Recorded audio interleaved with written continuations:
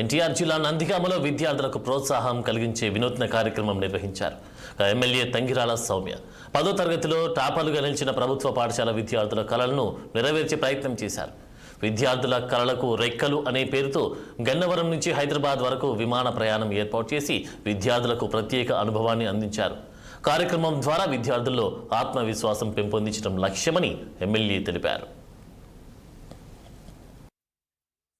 నియోజకవర్గంలో కళలకు రెక్కలు అనే కార్యక్రమం ద్వారా నందిగాం నియోజకవర్గంలో 10th రిజల్ట్స్లో టాప్ 6 విద్యార్థుల్ని ఈరోజు ఫ్లైట్ ప్రయాణం ఉచితంగా మరి నందిగాం ఎన్డీఏ కూటమి ఉచితంగా బహుమానంగా వారికి అందజేస్తుందండి.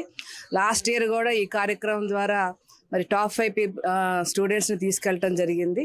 ఈరోజు మళ్ళీ మన 10th రిజల్ట్స్ విడుదలవగానే ఈ కార్యక్రమం మళ్ళీ ఈరోజు ఇంత హుందాగా జరగటం చాలా సంతోషంగా ఉంది.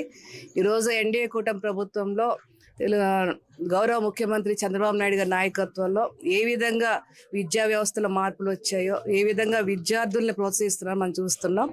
ఇంకొక అదృష్టం ఏంటంటే మనకి లోకేష్ బాబు గారు విద్యాశాఖ మంత్రి అవ్వటం, వారి నాయకత్వంలో అనేక మార్పులు ఈ విద్యా వ్యవస్థలో రావటం, ముఖ్యంగా పాఠశాలలోని సిలబస్ దగ్గర నుంచి, బుక్స్ దగ్గర నుంచి, యూనిఫామ్ దగ్గర నుంచి, వారు తినే ఆహారం దగ్గర నుంచి కూడా మరి అనేక విధమైన మార్పులు తీసుకొచ్చి ఈరోజు దేశ భవిష్యత్తు విద్యార్థుల మీదే ఆధారపడే ఉందని చెప్పి బలంగా నమ్మే నాయకులు మరి లోకేష్ బాబు గారు.